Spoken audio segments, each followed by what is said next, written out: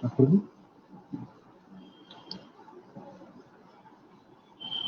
evening, all the viewers, and welcome on AIDYO All India Committee Facebook page. First of all, I give my revolutionary greetings to all my comrades and friends, those who are today viewing this discussion. As you know, that AIDYO All India Committee have taken initiative to observe this 147th birth anniversary of the great secular humanist writer Sharat Chandra Chattopadhyay. Small discussion, big seminars, group sittings, cultural activities, various types of programs we have taken in this tenure from 17th September and onwards on the initiative of All India Committee. Throughout the nation, we are observing this great personality. So today we are here to have a discussion on the works and lives of and the struggles of Sharat Chandra Chattopadhyay. As you know, that Sharat Chandra Chattopadhyay is a great secular humanist writer. He is a bold representative of Indian Renaissance and a great fighter, belongs to the uncompromising and revolutionary trend of Indian freedom struggle. About him, if we look after the history about him, Rabindranath Tagore also uttered and remarked that that he is a great artist of Bengali literature. Many poets, scientists, eminent persons in different walks of life of the society, many people showed their gratitude, respect in favor of Sharat Chandra Chattopadhyay. Though there are many opinions came about Sharat Chandra Chattopadhyay, but the only and only person, the great Marxist thinker, philosopher, and the founder of SUCI Communist Party, Comrade Shivdas Ghosh, have shown the only way to understand Sharat Chandra Chattopadhyay, that his writings, his works is conducive to the revolutionary trend. His thoughts will help to initiate the social change. The only way to understand Sharat Chandra Chattopadhyay is shown by Comrade Shivdas Ghosh.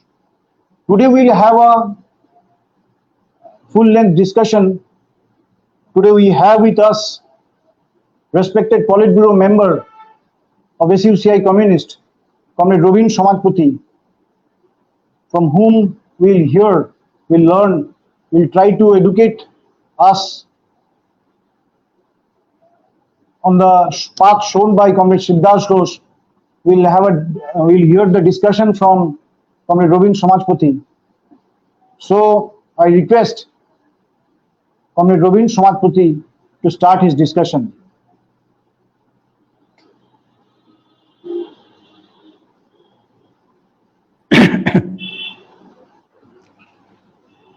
शरद चंद्र पर चर्चा करने के पहले मैं एक बात आप लोगों से कहना चाहता हूं।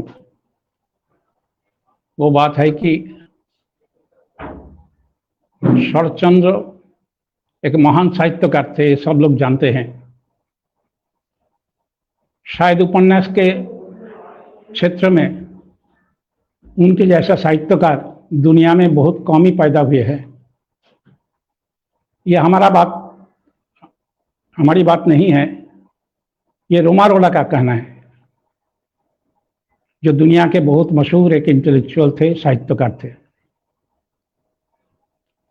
लेकिन यहाँ प्रॉब्लम यही है, ये शरद चंद्र लिखे थे बांग्ला भाषा में, और हिंदी में उन पर चर्चा करना ये बहुत कठिन लगता है, बहुत ही कठिन। एक राजनीतिक, सामाजिक, आर्थिक विषय पर चर्चा करना दूसरे भाषा पर, वो इतना कठिन नहीं होता है जितना कि साहित्य पर। और इसके लिए हिंदी पर जितना पकड़ रहनी चाहिए उतनी पकड़ मेरी नहीं है। फिर भी मैं कोशिश करूंगा, बहुत भूल होगी, लेकिन फिर भी मूल बात को समझने के लिए आप प्रयास करेंगे।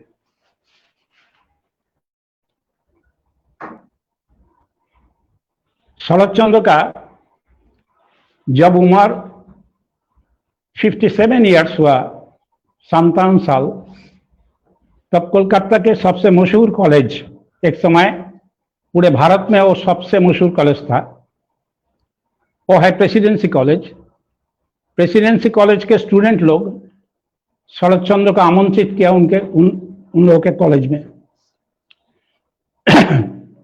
और आमंत्रित करके उन्हें कहा, ये आप जो लिखते हैं उसका उद्देश्य क्या है, क्यों आप लिखते हैं और क्या बोलना चाहते हैं, उस पर आप कहिए। तो शरद चंद्र ने एक संक्षिप्त भाषण दिए थे। वो एक असाधारण भाषण है। उन्होंने कहा था, उसका हिंदी ट्रांसलेट करके मैं ये करके बताना चाहता हूं, लेकिन फिर भी पूरा ठीक से नहीं हो सकता है।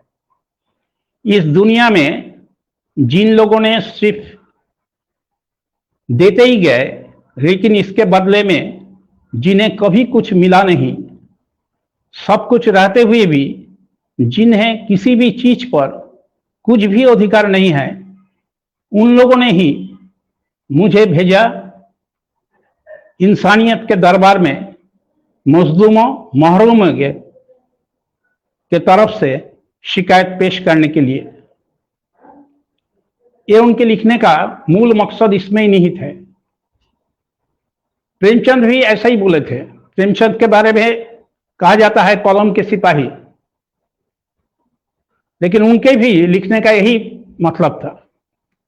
मैक्सिम गोर्की के बारे में भी यही था, और शरद चंद्र के लिए भी यही एक ही था। और शरद चंद्र के जो विचार है, जो लेख है, ये लेख उस समय पूरे देश में और खास करके बंगाल में एकदम बहुत ही लोकप्रिय हो गया था। लोग बहुत चाव से पढ़ते थे और इसको लेकर कुछ लोग ऐसा ही बोलते थे, आज भी बोलते हैं, ये शरद चंद्र उनका माने इतना इंटेलेक्चुअल आदमी नहीं थे। माने उनके लेखनी में माने बहुत कुछ माने सोचने समझने की चीज नहीं है। वो पाकशाला के साहित्यिक थे। पाकशाला मतलब होता है रसोई घर, रसोई घर के साहित्यकार। यही शरद चंद्र का उपाधि दी गई थी और ये बंगाल में ही दी गई थी। लेकिन ऐसा ही चलता रहा, लोगों में, आम लोगों में काफी जनप्रिय, काफी लोकप्रिय लेखक, लेकिन इंटेलेक्चुअल लोग, जो बुद्धिजीवी लोग हैं, लेखक है, आलोचक है, उनके नजर में वो कुछ नहीं है। उनके नजर में वो एक रसोई घर के साहित्यिक है। बाद में हमारे पार्टी एसयूसीआई कम्युनिस्ट के संस्थापक एवं महान चिंतनकार, मार्क्सवादी चिंतनकार कॉमरेड शिवदास घोष इस पर बहुत सुंदर तरीके से चर्चा किए थे और चर्चा करके दिखाया, जो लोग बोल रहे हैं ये शरद चंद्र के लेख में, शरद चंद्र की कहानी और उपन्यास में कुछ सोचने विचारने की कोई चीज नहीं है, वे लोग सचमुच में कितना दूर तक इंटेलेक्चुअल है, इसमें ही संदेह करना चाहिए। वास्तव में जो बात फिलोसफी में, दर्शन के शास्त्र में बहुत लंबा चौड़ा भाषण दिया जाता है, वही बात बहुत सरल ढंग से, रस के साथ, बहुत सुंदर तरीके से उन्होंने दिखाया। और आप जीवन में उसका प्रयोग किस तरीके से होता है, किस तरीके से माने विभिन्न घटना प्रवाहों के साथ धीरे धीरे धीरे धीरे चरित्र में परिवर्तन आता है, ये शरतचंद्र ने दिखाए थे। और कॉमरेड सिद्धार्थ घोष एक एक करके उनका विभिन्न नॉवेल और कहानी पर चर्चा किए थे, और इस पर किताब मिलता भी है, उपलब्ध है, हिंदी में भी उपलब्ध है। आप लोगों से अनुरोध करेंगे वो किताब आप पढ़िए। एक किताब पढ़ने से आपको बहुत कुछ साहित्य के बारे में आपको माने सही धारणा, एक साहित्यिक का विचार कैसे होना चाहिए, एक साहित्यिक का मूल्यांकन किस तरीके से होना चाहिए, उसका एक आधार, उसका एक कसौटी आपको मिल जाएगा। कॉमरेड सिद्धार्थ घोष का वो किताब जब निकला 1975 में, उस समय वो जिंदा थे, देश में आपातकाल की स्थिति बनी हुई थी।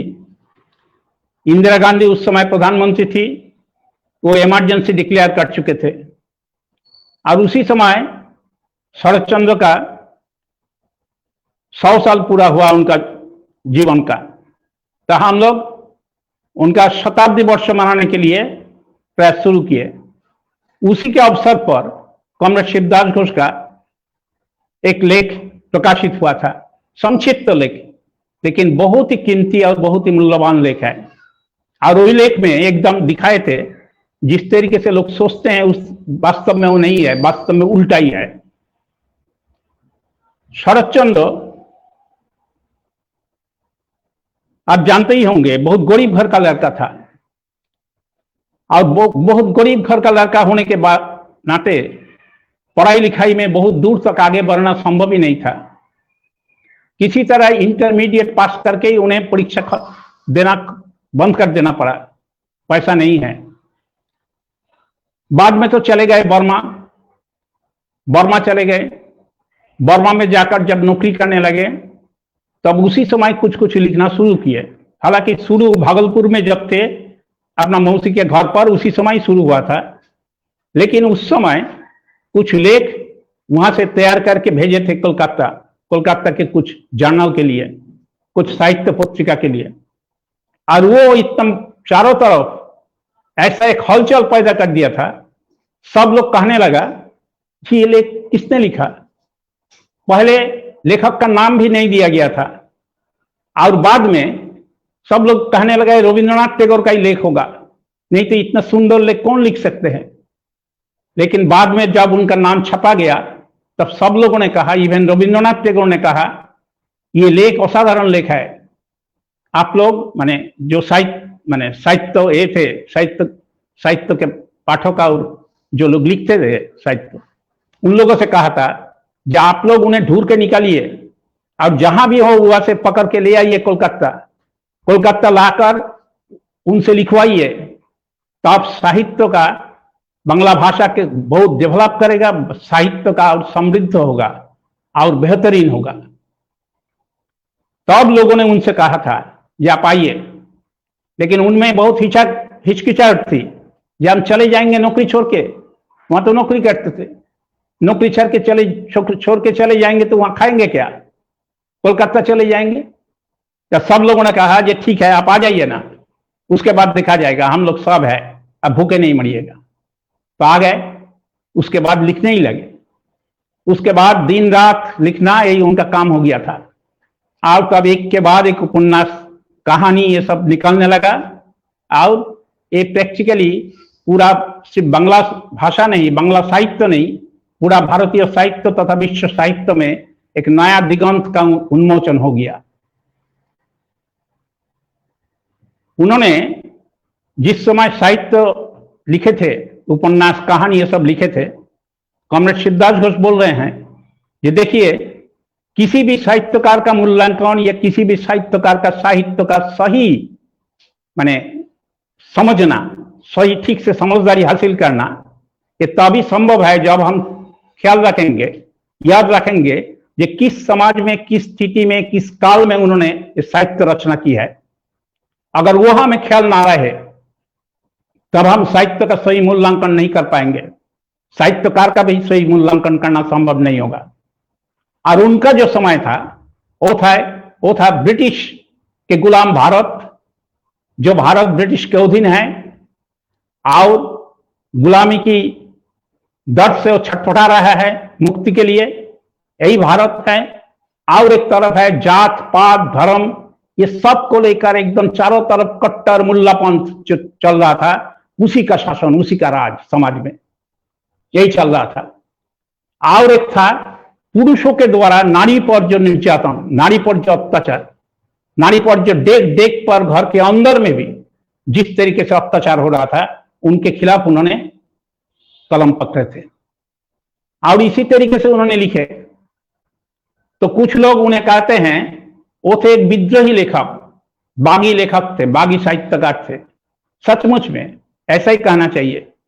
और सचमुच में वो विद्रोह किए थे उस समाज में, उस परिस्थिति में। उनका हर लेख में इसका प्रमाण है, हर लेख में इसका सबूत एकदम है। और कहिए आपका माने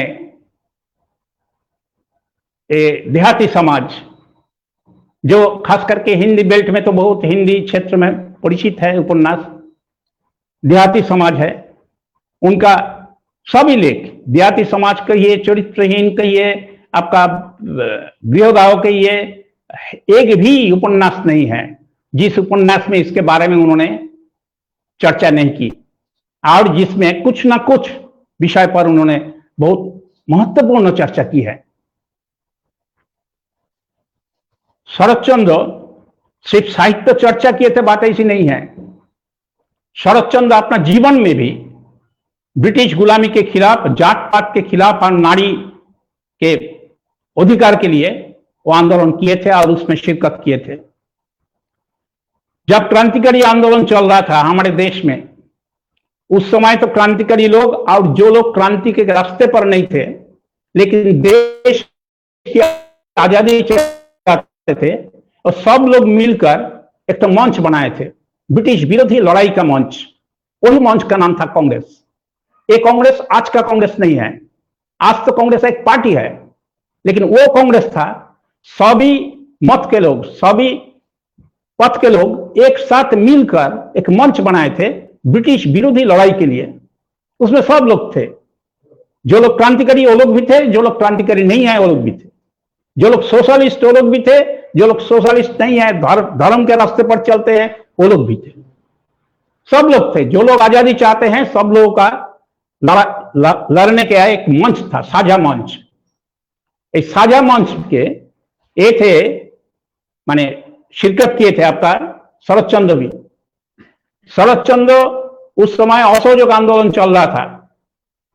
असहयोग आंदोलन जो नॉन कोऑपरेशन मूवमेंट आपका इतिहास में पढ़ने को मिलेगा। उस समय गांधी जी ने कहा था कि आप सब काम छोड़कर एक साल सिर्फ आजादी के लड़ाई में आप लोग शिरकत कीजिए। आप लोग कोर्ट, ये सरकारी दफ्तर खाना, स्कूल कॉलेज सब कुछ बहिष्कार कीजिए। हम अंग्रेज के किसी भी प्रकार से अंग्रेज का सहयोग नहीं देंगे, उसमें हम शामिल नहीं होंगे, हम दूर रहेंगे, बहिष्कार करेंगे। और उसके साथ साथ 1 करोड़ रुपया दीजिए, हम आपको 1 साल में स्वराज ला दूंगा। 1 साल समय दीजिए, स्वराज मिल जाएगा। उस समय स्वतंत्रता और स्वराज दोनों लोग एक ही समझते थे। तो जो भी हो, लोग तो उसमें बहुत बढ़ चढ़कर हिस्सा लिए, हजारों हजार लोग जेल गए। आप लोग जानते हैं उस समय माने सिर्फ पुरुष लोग गए थे, बात ऐसी नहीं है, महिला लोग भी जेल गए थे। और इसकी शुरुआत किए थे देशबंधु चित्तरंजन दास। देशबंधु चित्तरंजन दास अपनी पत्नी बसंती देवी और अपनी बहन उर्मिला देवी, ये दोनों को सबसे पहले ए पर खद्दर बेचने के लिए भेजा रोड पर, और पुलिस उन लोगों को अरेस्ट करके ले गए और जेल हो गया। तो सुभाष बोस उस समय आईसीएस डिग्री पैक करके भारत आए थे और देशबंधु चित्तरंजन दास के एक शागिर्द के रूप में वो काम कर रहे थे। तो देशबंधु से कहा कि आप इन लोगों को क्यों भेजा, हम लोग क्या मर गए हैं, हम लोगों को जाने देते, हम लोग जाते जेल, इन लोगों को जाने की क्या जरूरत है। देशबंधु ने जवाब दिए थे जो अवश्य जरूरत था एकदम, क्योंकि जब तक महिला लोग नहीं उतरेंगे तब तक देश नहीं जागेगा। देश को जगाने के लिए महिला लोगों को उतारना बहुत जरूरी है, ये देशबंधु चित्तरंजन दास का कहना है। और ये बात एकदम 100% सत्य हुई। आज हमारे देश में अगर क्रांति लाना है, देश में बदलाव लाना है, परिवर्तन लाना है, इसमें महिलाओं की भागीदारी एकदम बहुत जरूरी है। जो लोग समझते हैं हम महिलाओं को घर में बंद करके रखेंगे और हम क्रांति करेंगे, हम मुक्ति लाएंगे देश की, ये असंभव बात है। ये किसी देश में कभी हुआ भी नहीं और होगा भी नहीं। तो जो बात कहते कहते मैं थोड़े इधर आ गया, वो बात है कि जे शरद चंद्र वही उस समय एक आपका क्रांतिकारी आंदोलन के साथ वो एकदम उनका बहुत ही ये था, एकदम बहुत ही लगाव था। और क्रांतिकारी लोग भी शरद चंद्र को बहुत मानते थे, बहुत अपना आदमी समझते थे। एक समय शरद चंद्र को तो पैसा नहीं मिलता था लिखने के, लेकिन बाद में जब उनका नाम चारों तरफ मशहूर हो गया तब सभी पत्रिका के लोग, पत्रिका के संपादक उनके दरवाजे पर आ जाते थे और बोलते थे हमें एक तो ये दीजिए, उपन्यास नहीं तो कहानी, कुछ ना कुछ दीजिए। उस समय भारतवर्ष नाम का एक पत्रिका निकालता था। भारतवर्ष के संपादक थे जलधर सेन। जलधर सेन ने कहा आप हमारे पत्रिका में लिखिए, आप एक एक लाइन लिखिएगा, हम एक एक रुपया देंगे। आप सोचिए उसी जमाने में, आज से इतने दिन पहले की बात है, आज से 100 साल पहले की बात है, उस समय 5 रुपया में 10 आदमी का एक परिवार माने आसानी से चल सकता था, गुजारा कर सकता था। उसी समय एक एक लाइन लिखने के लिए शरद चंद्र को एक एक रुपया मिलता है। आज हम कल्पना भी नहीं कर सकते आज के जमाना में भी, लेकिन शरद चंद्र का इतना ये था, इतना डिमांड, इतना क्रेज था एकदम। लेकिन इतना पैसा अगर वो जमा करते, संचय करते, बचाव करते तो वो तो बहुत धनी आदमी बन सकते थे। लेकिन उसने एक काम किया नहीं। उसने पैसा गरीब आदमी, जो एकदम बहुत ही असहाय आदमी, उन लोगों के लिए खर्च करते और बाकी पैसा सभी खर्च करते थे एक क्रांतिकारी आंदोलन के लिए।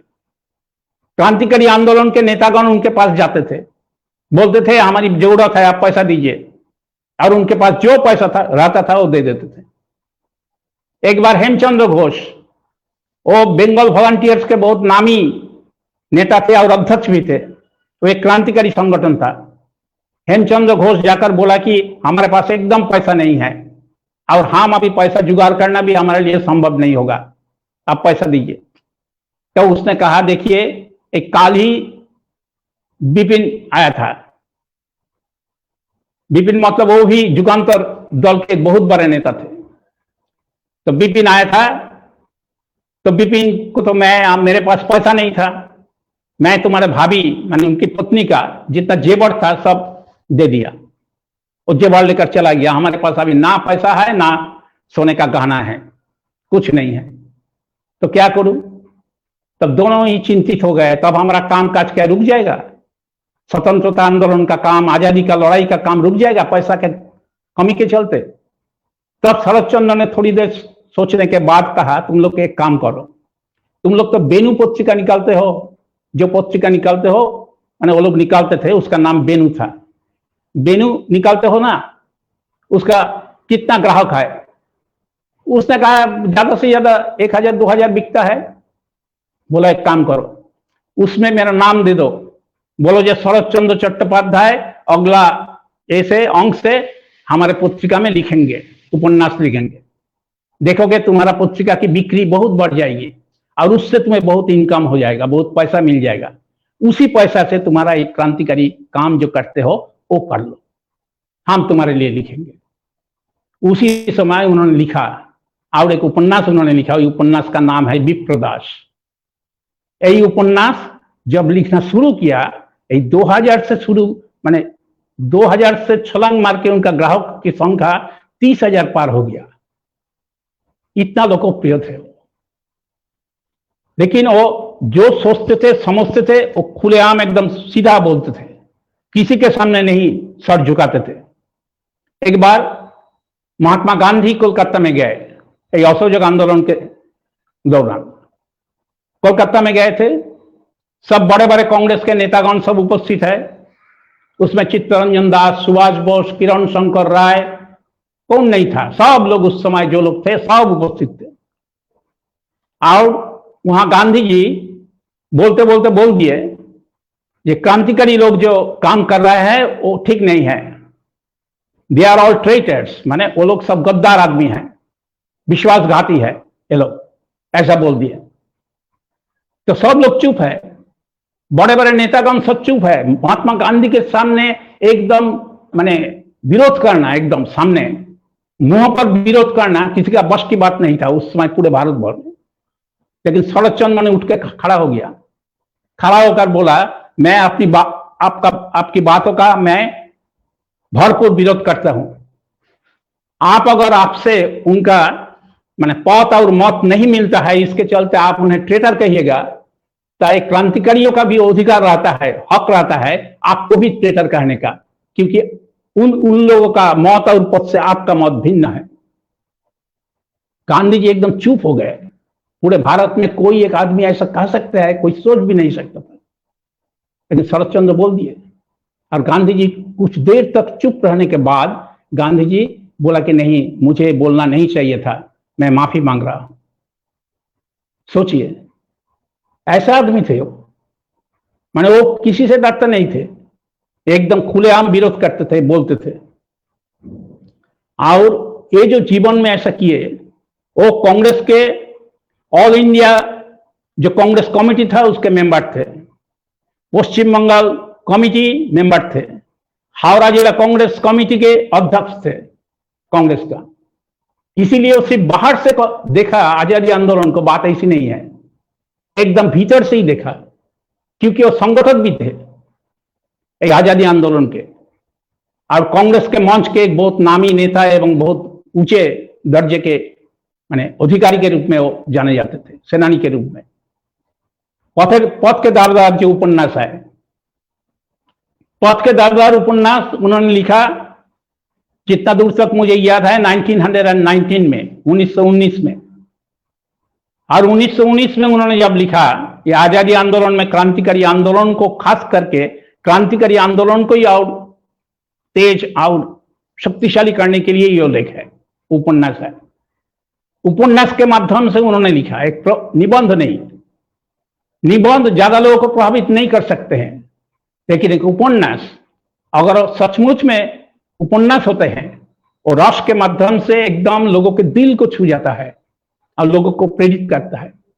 एक पथ के दारोदार जो उपन्यास है, एक उपन्यास के सब्यसाची जो नायक है, वो क्रांतिकारी आंदोलन के एक बहुत बड़े नायक के रूप में ही स्थापित किए शरद चंद्र, और उनका जीवन संघर्ष ही सब दिखाया, और उसमें चरित्र कैसा है ये सब कुछ दिखाया। और उसके माध्यम से उन्होंने दिखाने की कोशिश की है कि जो लोग बोलते हैं ये क्रांतिकारी लोग सिर्फ खून के प्यासे होते हैं, बातों बातों पर गोली चला देते हैं, लोगों को खून करते हैं, और बातों बातों पर लोगों को खून करने से ही उनको मजा आता है, यही प्रचार था। कांग्रेस माने ब्रिटिश लोग ऐसा ही प्रचार करते थे। इसके विरोध में ही उन्होंने कहा कि ना, बात ऐसी नहीं है, सब्यसाची बोल रहा है, सब्यसाची बोल रहा है कि मुझे बिना कारण से एक चींटी भी मुझे मारना नहीं आता है, बिना कारण से, बिना वजह से मैं एक चींटी को भी नहीं मार सकता हूं, लेकिन अगर जरूरत पड़े तो मैं खून की नदी बहा सकता हूं। ऐसा ही बात ही है, बात इसी तरीके से एकदम उन्होंने स्थापित किए। जो लोग कहते हैं कि क्रांतिकारी लोग बहुत नीचे स्तर के हैं, नहीं, क्रांतिकारी लोगों का चरित्र बहुत ऊंचा है। रविंद्रनाथ के एक उपन्यास घरे बाइरे, घर में और बाहर में, ये जो उपन्यास उन्होंने लिखा था रविंद्रनाथ टैगोर, उसमें उन्होंने दिखाए थे कि क्रांतिकारी लोग वास्तव में बड़े दिल के आदमी नहीं होते हैं, और सुविधावादी होते हैं, और चरित्र उनका अच्छा नहीं होता है, गिरा हुआ चरित्र रहता है। ऐसा ही देखिए थे, दिखाए थे रविंद्रनाथ, जिसके चलते ब्रिटिश गवर्नमेंट एक घरे बाइरे उपन्यास, माने घर में और बाहर में, ये उपन्यास को जेल में भी पढ़ने के लिए देते थे। जेल में जो कैदी रहता था मुफ्त में देते थे सब। इसी के विरोध में उन्होंने उपन्यास लिखा पथ के दावेदार। एकदम दिखाने की कोशिश की, नहीं ऐसा नहीं होता है।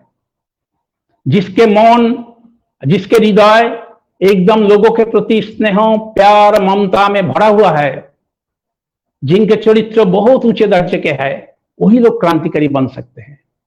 क्रांतिकारी लोग एरो गैरो आदमी नहीं बन सकते हैं, ये उन्होंने दिखाया। और उस समय ये एक उपन्यास पूरा भारत में एकदम नया जोश भर दिया था क्रांतिकारियों को। चार्ल्स टेगार्ट कोलकाता के पुलिस कमिश्नर थे।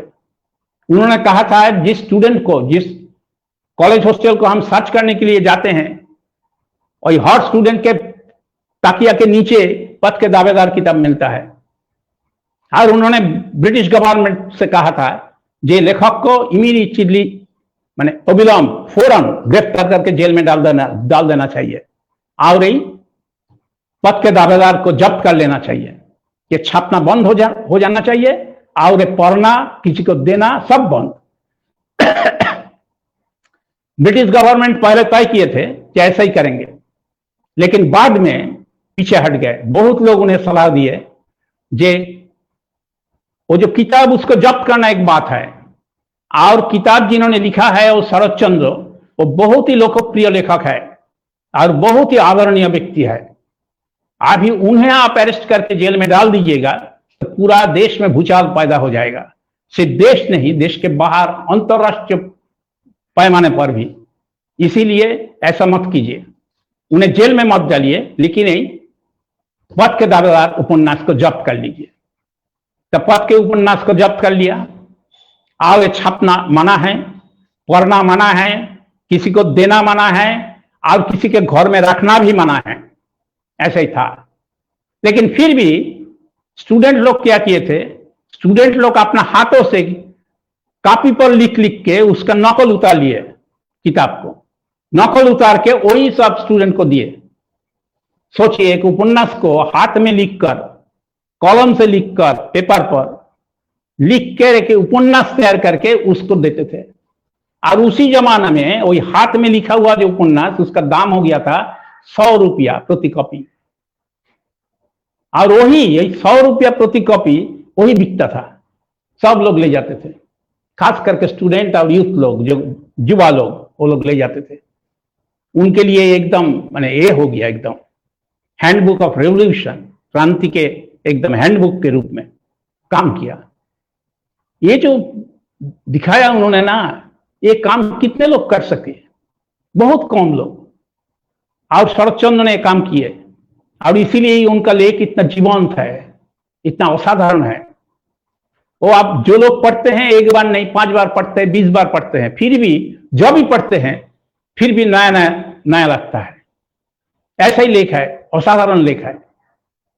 और उन्होंने एक एक चरित्र को इस तरीके से माने एक एक माने जीवन में विचित्र घटना, विचित्र कॉन्ट्रडिक्शन के द्वंद्व, संघात के बीच में से गुजरते हुए एक एक चरित्र किस तरीके से खिल उठता है, ये उन्होंने दिखाया। उनके पहले जो बांग्ला उपन्यास था बंकिम चंद्र, और उसके बाद भी कुछ हद तक वो है, कोई आदमी खराब है तो खराब है 100%, कोई आदमी अच्छा है तो अच्छा है 100%। लेकिन शरदचंद्र ने ऐसा नहीं किया। शरदचंद्र का कहना था कि देखिए, आदमी में गुण भी रहता है, अवगुण भी रहता है, ये दोनों ही हमें देखना चाहिए। और दोनों में जो द्वंद्व होता है ये भी हमें देखना चाहिए, और साहित्यकार का फर्ज बनता है, कर्तव्य बनता है ये द्वंद्व को दिखाना है। और इसी के माध्यम से कैसे उसका चरित्र में परिवर्तन आता है, चरित्र खिलता है, विकसित होता है, ये दिखाना चाहिए। ये दिखाना एरो गैरो साहित्यिक का काम नहीं है, बहुत कठिन है ये दिखाना। जो बहुत बड़े साहित्यकार है वो दिखा सकते हैं, और शरदचंद्र उस दर्जे के साहित्यिक थे। इसीलिए उनका कहना था सिर्फ कहानी बोलना ये बहुत बड़े साहित्यकार का काम नहीं है। एक कहानी बोल दिया, कहानी नहीं, चरित्र, कैरेक्टर, उसी को माने परिस्फुट कीजिए, उसी को माने एक कीजिए, दिखाइए कैसे चरित्र विभिन्न द्वंद्व संघात के माध्यम से किस तरीके से वो विकसित हुआ, ये दिखाइए। ये जो चिंतन है, सोच है, ये तो मार्क्सवादी सोच है एकदम। कम्युनिस्ट, मुझे तो ये सब पढ़ते पढ़ते याद आ जाता है कम्युनिस्ट शिवदास घोष, सुबोध बनर्जी की याद में जो किताब है ना, वो जो क्रांतिकारी चरित्र हासिल करने का कुछ एक पहलू, वो किताब में उन्होंने दिखाए थे। गुण और अवगुण लेकर ही इंसान होता है, लेकिन जो बड़े इंसान है, बड़े दर्जे के इंसान है, उनमें भी अवगुण रहता है। ये अवगुण क्या अवगुण है? वो क्या दारू पीता है? वो क्या किसी माने ये करते हैं, माने गंदा काम करते हैं? बात ऐसी नहीं है, वो सब ठीक ही है। लेकिन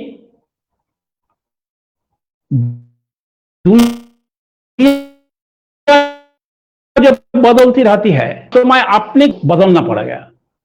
आज जो परिस्थिति है काल परिस्थिति नहीं रहेगी। इसीलिए आज चरित्र का जो स्टैंडर्ड लेकर, जो मान लेकर हम चल सकते हैं, काल नहीं कर पाएंगे। हमें इधर हमें और ऊंचा उठना है, और नहीं तो हम पिछड़ जाएंगे। और पिछड़ जाने से तब हम उस समय जो होना चाहिए था हम नहीं कर पाएंगे। वही हमारा अवगुण है। बात यही है, सब तो बात है।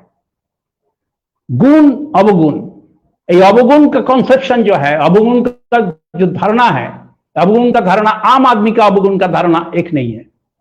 आम आदमी अवगुण समझते हैं दारू पीना, ये करना, मारपीट करना, किसी को छेड़ना, यही सब। लेकिन वास्तविक बात ये नहीं है। एक क्रांतिकारी जीवन में भी एक कॉमरेड को निरंतर संघर्ष करके आगे बढ़ना,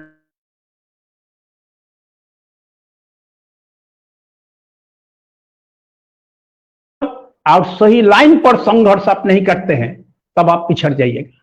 और पिछड़ जाने से तब धीरे धीरे आप और भी पिछड़ते जाइएगा, तब मुश्किल हो जाएगा। आप अगर संघर्ष करके आगे नहीं निकल पाते हैं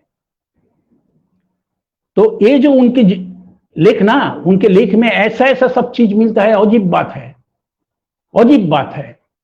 उनके श्रीकांत एक उपन्यास है, पढ़ने से बहुत अच्छा लगता है सबको, श्रीकांत उपन्यास। लेकिन श्रीकांत उपन्यास के जगह जगह पर ऐसा ऐसा सब चीज है जो पढ़ने से माने अवाक हो जाते हैं लोग। उनमें उन्होंने दिखाया था किस तरीके से गांव के लोग खेती बाड़ी जो लोग करते थे, वहां से गांव से उजड़ जाने के बाद वो लोग शहर में आकर रेल लाइन बिछाने का काम कर रहे हैं। रेल लाइन बिछाने का काम बंगाल में साइथिया स्टेशन के वहां सब आदिवासी लोग आकर रेल लाइन बिछा रहे हैं। शायद आप लोग जानते ही होंगे, हम दक्षिण भारत में हम नहीं जानते हैं दक्षिण भारत के बारे में, लेकिन आप टू मध्य प्रदेश, पूर्वी भारत, उत्तर भारत, मध्य प्रदेश तक रेल लाइन बिछाने का काम 90% आदिवासी लोग किए थे। यही बात है, बंगाल में किए थे, उधर किए थे मध्य प्रदेश में, बिहार में भी हुआ था, और उधर भी 90% आदिवासी लोगों से किया गया था। आदिवासी लोगों को पकड़ के ही लिया गया था आपका आसाम और उत्तर बंगाल के चाय बागान में मजदूर के रूप में काम करने के लिए। यही तो इतिहास है। ये इतिहास हम किताब में, इतिहास के किताब में सब नहीं है, लेकिन वो अलग बात है। लेकिन मूल बात यही है, उन्होंने दिखाया था कि किस तरीके से हो रहा है। और होते होते जिन लोगों में कुछ संस्कृति था, एक दूसरे का ये था, भाईचारा था, लगाव था, एक दूसरे के बारे में फील करते थे, वो संवेदना जो जिसे कहते हैं, वो अब पूर्णतः खत्म हो गया। कुछ नहीं है। बोल रहा है जे बगल वाला एक रेलवे का डब्बा जो खड़ा हुआ है, उसमें एक लोग मर रहे हैं, उन्हीं के साथ ही एक लोग मर रहा है, और इधर सब लोग मिलके खाना पीना, दारू पीना और मौज मस्ती कर रहे हैं, गाना गा रहे हैं सब। ऐसा ही, किसी का कोई फिक्र नहीं है। श्रीकांत ने पूछा था, माने शरद चंद्र ने पूछा, ये जो सब कोलेरा हो रहा है, कोलेरा के लिए तुम दूर से पानी क्यों नहीं लाते हो? बगल का जो तालाब है, ये तालाब तो गंदा हो गया, ये पानी पीने से तो एकदम कोलेरा होना स्वाभाविक है। बोला कि हम क्या करेंगे, आप पैसा दीजिए, हम दूर से पानी ला देंगे, लेकिन हम अपने लिए पानी दूर से नहीं ला सकते हैं, हम एक गंदा पानी पिएंगे। शरद चंद्र लिख रहे हैं कि देखिए, ये जो अपने जीवन के बारे में एकदम ये है, कोई जीवन के प्रति कोई मोह माया कुछ नहीं है, एकदम माने जीवन के प्रति उदासीन है। ये जो हो गया ना, ये मनुष्यत्व नहीं है, मनुष्यत्व के बहुत निचले स्तर की चीज है, बहुत निचले स्तर की चीज है। उस समय शरतचंद्र ने लिखा था कि जो सभ्यता माने मतलब पूंजीवादी सभ्यता तुम्हें ऐसा बना दिया, वो सभ्यता ये बात अच्छी तरह समझ लिया कि इंसान को पशु जानवर नहीं बनाने से उससे जानवर का काम नहीं लिया जा सकता, इसीलिए जानवर बनाने के लिए ये सब किया। पूरा सभ्यता का मूल नींव इस पर टिका हुआ है, पैसा कमाओ और कुछ नहीं है, कुछ मत देखो, मां नहीं, बाप नहीं, भाई नहीं, बहन नहीं, पत्नी नहीं, बेटा बेटी नहीं, कुछ नहीं, पैसा कमाओ। किसी के प्रति कुछ जिम्मा, किसी के प्रति कोई कर्तव्य बोध, उत्तरदायित्व सब कुछ नहीं है। अभी तो यही समझ हो गया ना। प्रेमचंद भी ऐसे ही बोले थे, प्रेमचंद भी बोले थे, उनका वही जीवन के अंतिम काल में एक असाधारण लेख महाजनी सभ्यता में उन्होंने कहा था, ये आज हमारे बीच हमारा जो संबंध है, संबंध बीच सब बिजनेस हो गया, सब भाई बहन में बिजनेस, बाप बेटा में बिजनेस, माँ बेटी में बिजनेस, पति पत्नी में बिजनेस, यही बिजनेस हो गया। बिजनेस मतलब सब लोग सोचते हैं ये बात हम जो बोलेंगे भाई, ये काम जो हम करेंगे इससे मेरा लाभ क्या होगा। सब लोग अपना अपना लाभ नुकसान समझ रहे हैं, लाभ नुकसान यही, ये तो बिजनेस है। इसी तरीके से अगर सब लोग समझने लगे तब तो महा मुश्किल, तब तो समाज टिकेगा कैसे, किस पर? समाज तो टिकता है कुछ मूल्यबोध के आधार पर। और हमारे समाज जो आज सर गया, हमारे समाज जो आज एकदम चारों तरफ ऐसे गंदगी फैल रहा है, इसका मेन कारण है कि जो सब पैसा के पीछे दौड़ रहा है और कुछ नहीं, और कुछ नहीं चाहिए। पैसा ही सब कुछ है, पैसा ही ईश्वर का जगह ले गया। जो लोग ईश्वर मानते हैं वो लोग ईश्वर नहीं, पैसा को ही मानते हैं वास्तव में, नहीं तो हो गया। तो शरतचंद्र इसी तरीके से एक एक करके दिखाए थे। ये देखिए उनका देहाती समाज उपन्यास में दिखाए थे, रमेश और रमा ये दोनों चरित्र है, ये दोनों बचपन से ही एक साथ खेलते खेलते बड़े हुए। उसके बाद एक दूसरे के प्रति एक आकर्षण, एक प्यार, ममता ये जन्म लिया। लेकिन रमा के पिताजी ये शादी मंजूर नहीं था, क्योंकि ये जो रमेश वो लोग ब्राह्मण है, रमा भी ब्राह्मण है, लेकिन वो कुछ निचले स्तर के ब्राह्मण है। माने रमेश निचले स्तर के ब्राह्मण है, इसीलिए शादी नहीं होगी। दोनों ही ब्राह्मण समझ के है, लेकिन फिर भी नीचे स्तर के है। ऐसा ही हौड़ जात में हजारों ये है, ऊंचा नीचा ऐसा है। एक दूसरे से शादी ब्याह नहीं करते हैं, उसका पानी नहीं पीता है, उसके घर में खाना नहीं खाते हैं, एक साथ पंक्ति भोजन में नहीं बैठ सकते हैं, लेकिन है एक जात। अब सभी अपर कास्ट का शोषण के शिकार है। फिर भी जो एकदम शुद्ध वर्ण के लोग हैं वो लोग भी हजारों ये में विभाजित है, ऐसा छोटा विभाजित है। और ये जो लोगों को विभाजित करके रख दिया और एक दूसरे के प्रति नफरत, एक दूसरे के प्रति ये माने उसके साथ उठना बैठना भी मना है, बातचीत करना मना है, ये जो कर दिया, ये समाज तो प्रैक्टिकली समाज नहीं है, समाज का लाश है, माने मर गया, इसका दाह संस्कार होना चाहिए। ये उनका कहना था शरतचंद्र का। शरतचंद्र ने दिखाया, ये देखिए ये जो रमा रमेश को एक किए थे, माने दोनों से एक प्रेम का संबंध हो गया था, लेकिन शादी नहीं हो पाया। अगर शादी होता है तो समाज कितना ये होता, माने लाभवान होता, समाज को कितना लाभ होता। दोनों ही बहुत अच्छे चरित्र, अच्छे इंसान हैं, ये दोनों का मिलन नहीं हो सकता है। बीच में है जात और बीच में है ये जो कट्टर हिंदू ये है, और विधवा विवाह एकदम पसंद नहीं है। शरतचंद्र के एक बार एक ग्रुप वो लोग बुलाए थे चर्चा करने के लिए। तो उसमें शरद चंद्र से कहा था, ये देखिए आप बोलते हैं आप भगवान को नहीं मानते हैं, जात पात नहीं मानते हैं, आप ये नहीं करते हैं, कट्टरपंथी नहीं है, ये सब बोलते हैं, लेकिन वास्तव में आप भीतर भीतर ऐसा है आप। शरद चंद्र बोला कैसे समझा? बोला कि देखिए आपके जब सब उपन्यास है ना, उसमें विधवा नारी दूसरे से प्रेम करते हैं लेकिन शादी नहीं होता है, आप शादी नहीं देते हैं, अर्थात आप समाज पर इस पर चोट नहीं पहुंचाना चाहते हैं। तब शरद चंद्र ने हंस दिए, बोला कि आप लोग समझा ही नहीं हम क्या बोलना चाहते हैं।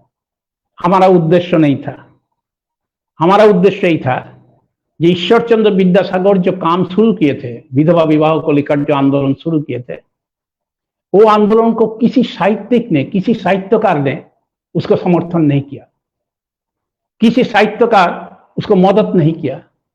एक सामाजिक आंदोलन जो साहित्यकार है वो लोग अगर मदद नहीं करते हैं तब वो आंदोलन माने आगे नहीं बढ़ पाता है।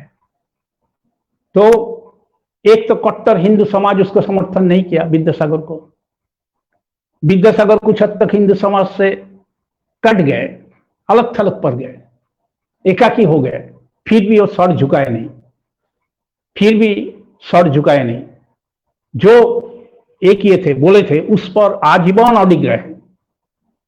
लेकिन अगर उस समय कुछ साहित्यकार उनके तरफ से कुछ कलम पकड़ते और लिखते तब यह आंदोलन और भी व्यापक होता और समाज के एकदम गहराई में चला जाता, लेकिन हुआ नहीं, किसी ने ऐसा नहीं किया।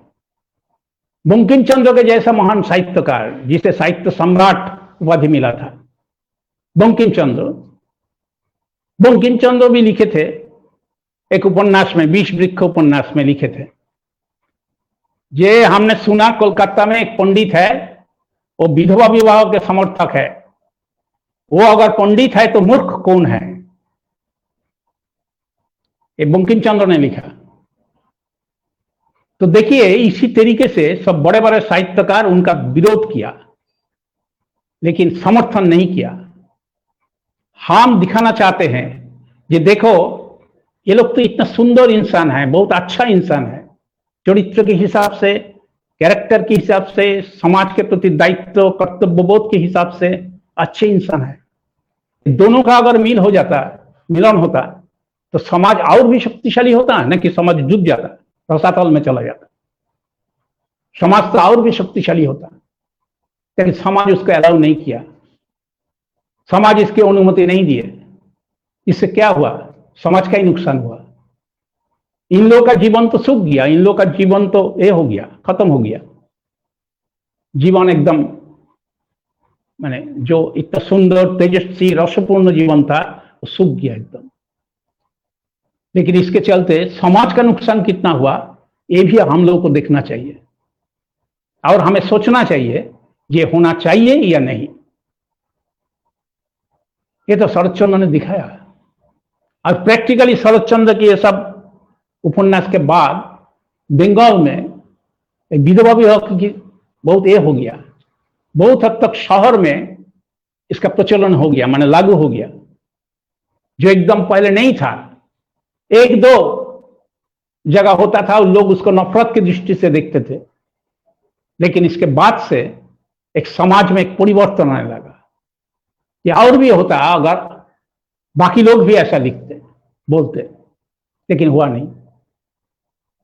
तो शरद चंद्र इसी तरीके से तो आजीवन काम किए हैं, आजीवन शरद चंद्र उसी तरीके से कट्टरपंथी जो हिंदुत्ववाद है इसके खिलाफ कलम पकड़े हैं। मुस्लिम कट्टरपंथा के खिलाफ वो समान रूप से एक किए थे, एकदम बोले थे, वो दिखाए थे हर समय। एकदम जो गरीब लोग है जिसे कहते हैं मजलूम और महरूम, वही मजलूम और महरूम लोग, जो वही लोगों के हित के लिए और उनकी हित की रक्षा के लिए, अधिकार के लिए वो सैनिक के रूप में लड़ाई किए, एकदम हाथ में तलवार लेकर, और किसी से समझौता नहीं किए ये लड़ाई में, चाहे जो भी रुकावट आ जाए उसका परवाह नहीं किए। कभी पैसा कमाना, नाम कमाना, शोहरत कमाना, इसका परवाह नहीं किए, तो अपने पथ पर चलते गए। और आज जिसके चलते पूरे देश भर में आज उन्हें हम गहरा श्रद्धा के साथ हम अपना श्रद्धा सुमन अर्पित कर रहे हैं और उससे सीखना है बहुत कुछ। हमारे क्रांतिकारी आंदोलन में भी सिखाने के लिए बहुत कुछ है। अगर आप गहराई से पढ़िएगा, तो देखिएगा क्रांतिकारी आंदोलन में भी सीखना बहुत ये होता है। उन्होंने दिखाया था जो अगर माने बड़ा चरित्र नहीं होता है तो बड़ा एक सपना लेकर चलने से कुछ होता नहीं है। बड़ा सपना को साकार करने के लिए बड़ा चरित्र होना बहुत जरूरी है। जिसका चरित्र उतना उन्नत नहीं है वो अगर बड़ा सपना कुछ दिखाने के लिए कोशिश करे आम लोगों को, लोग सुनेंगे नहीं, बोलेंगे देखो उसका चरित्र कैसा है, उसका चरित्र ऐसा है, और बोलते हैं लंबे चौड़े बात, ऐसे ही कहेंगे लोग, उसका कोई असर नहीं होगा। इसीलिए बड़ा एक सपना को, बड़ा एक विचार को साकार करने के लिए, उतारने के लिए, वास्तव में उतारने के लिए, धरती पर उतारने के लिए बड़ा चरित्र होना बहुत जरूरी है, जो इंसानियत से भरपूर होगा, लोगों के प्रति जिसका ममता, स्नेह, प्यार अपार होगा, ऐसा लोग ही कर सकते हैं, नहीं तो होगा नहीं। दूसरी नंबर बात है कि देखिए जीवन में चलते चलते आम समाज में भी होता है, एक आंदोलन में भी होता है। लड़का लड़की एक साथ काम कर रहे हैं, आंदोलन में भी आता है, किसी भी आंदोलन में हो सकता है। एक दूसरे के प्रति आकर्षण पैदा हो सकता है, एक दूसरे को पसंद आ सकता है, लेकिन तब हम उसका क्या ये करेंगे?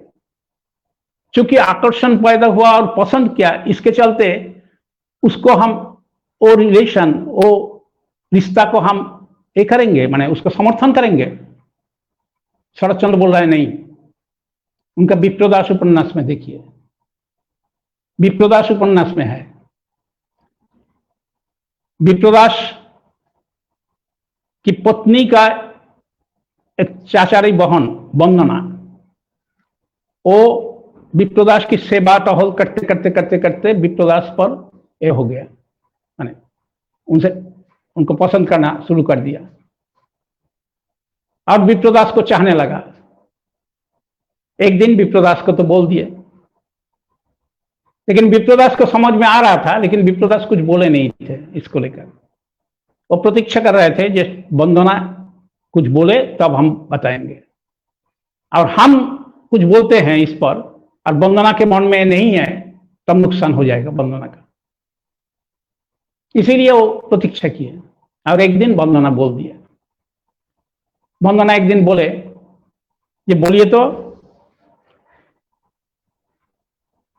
ये विप्रोदास बाबू आपको दुनिया में कौन सबसे ज्यादा प्यार करता है, आप जानते हैं? विप्रोदास बोला है जानते हैं, तो बोलिए तो कौन? बोले कि उनका नाम है वंदना देवी। बस वो साथ ही साथ एकदम ये हो गए, मैंने शर्मिंदा गए, और वो एकदम ऐसा हो गया, वो घर से एकदम दौड़ के निकल गया। बाद में जब बहुत देर बाद हाथ मुंह धोकर वो जब फिर घर में आए, तब विप्रोदास ने कहा, क्या हुआ, तुम घर से भागकर क्यों चले गए? बोला कि ऐसा लगा कि मेरी एक चोरी आप पकड़ लिए हैं, इसीलिए आपके माने आंखों पर आंखें डाल के बात करना मेरे लिए संभव नहीं था, इसीलिए मैं भाग किया था।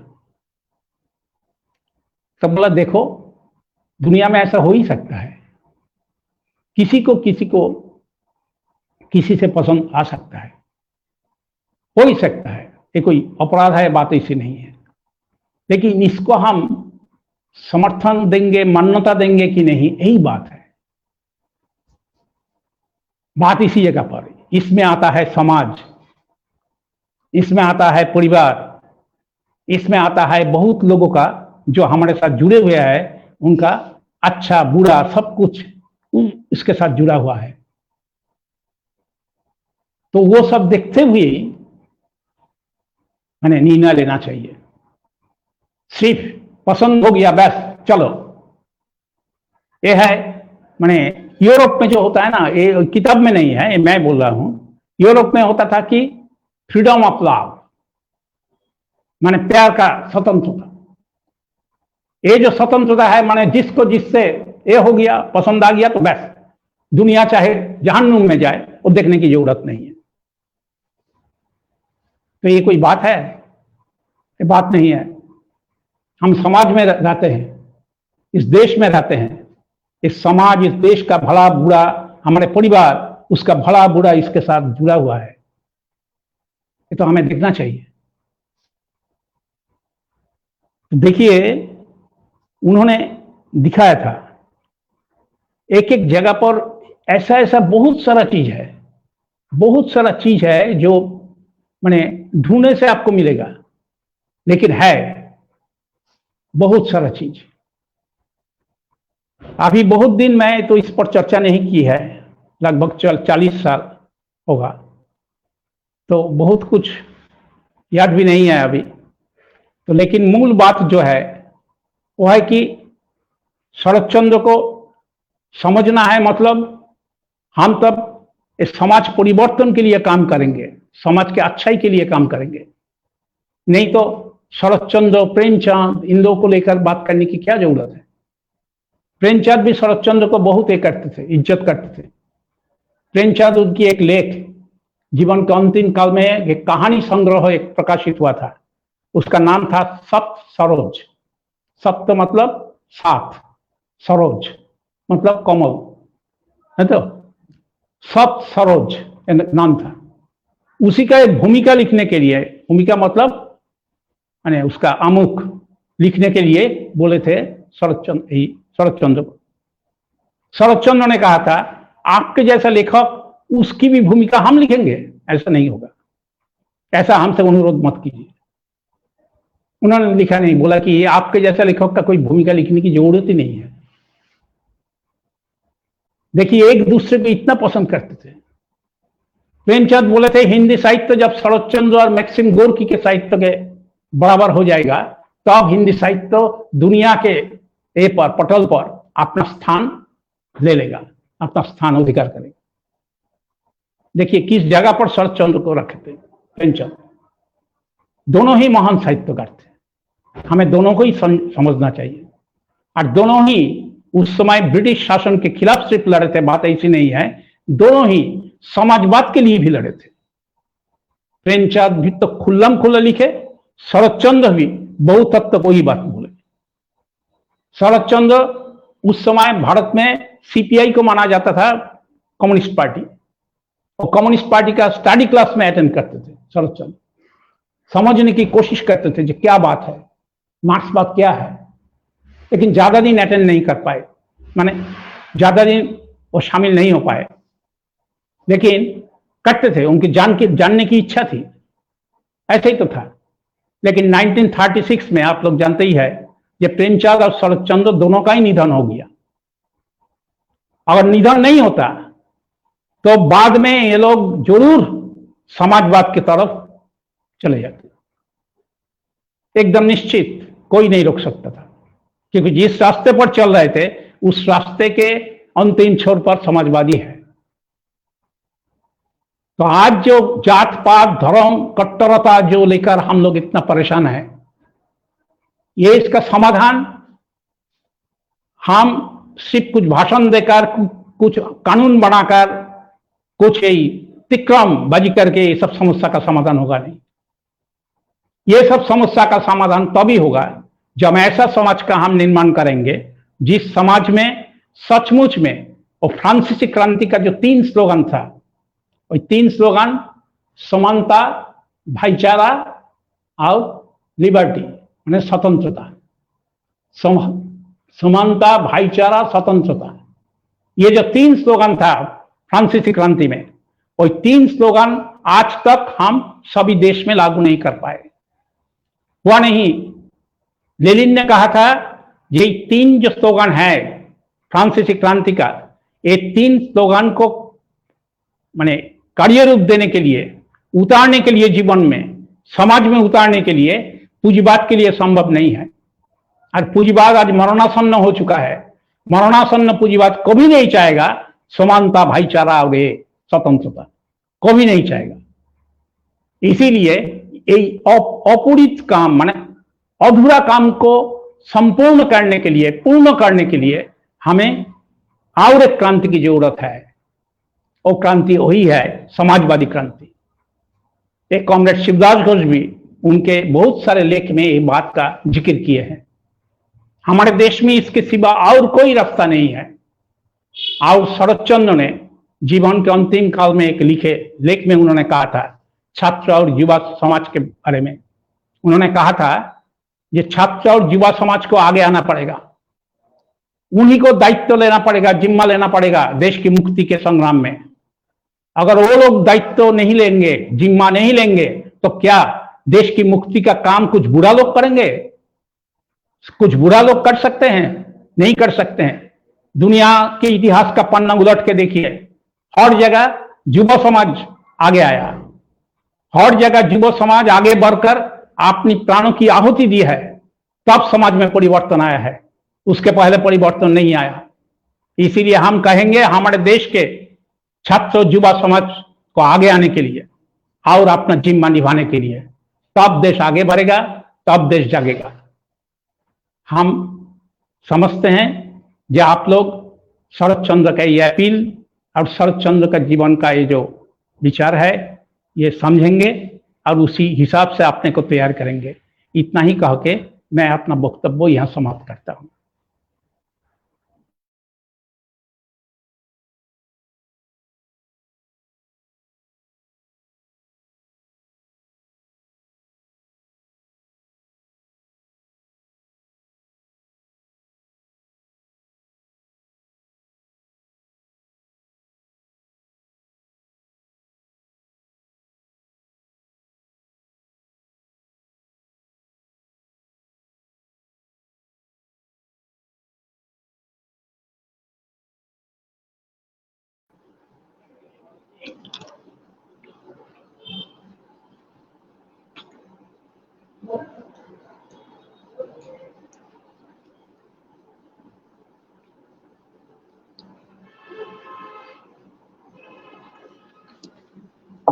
We have heard the discussion, very rich, well timed, very significant for present days, very logical discussion from a respected Politburo member of SUCI Communist, Comrade Robin Samajpati. We give our revolutionary greetings on behalf of AIDIU All India Committee.